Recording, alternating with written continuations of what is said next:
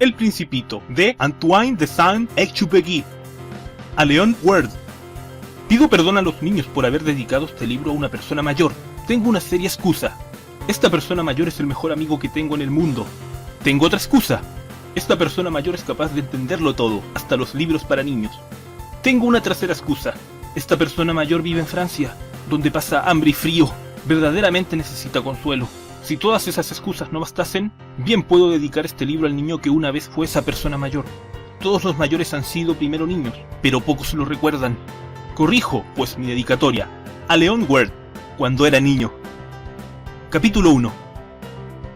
Cuando yo tenía 6 años vi en un libro sobre la selva virgen que se titulaba Historias vívidas. Una magnífica lámina representaba una serpiente boa que se tragaba una fiera.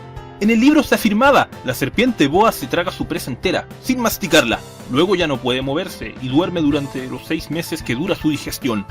Reflexioné mucho en ese momento sobre las aventuras de la jungla y a mi vez logré trazar con un lápiz de colores mi primer dibujo.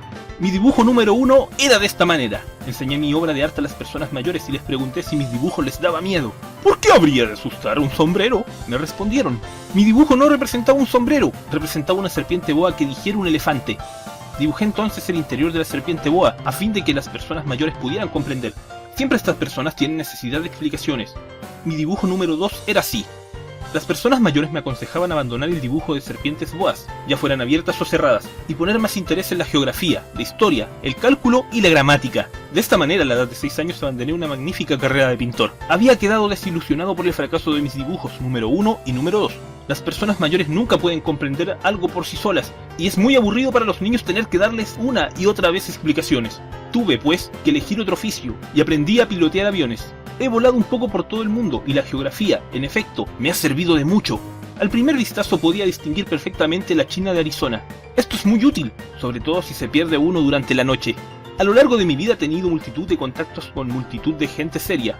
Viví mucho con personas mayores y las he conocido muy de cerca, pero esto no ha mejorado demasiado mi opinión sobre ellas. Cuando me he encontrado con alguien que me parecía un poco lúcido, lo he sometido a la experiencia de mi dibujo número 1, que he conservado siempre. Quería saber si verdaderamente era un ser comprensivo, e invariablemente me contestaba siempre, ¡es un sombrero! Me abstenía de hablarles de la serpiente boa, de la selva virgen y de las estrellas, poniéndome a su altura. Les hablaba del bridge, del golf, de política y de corbatas.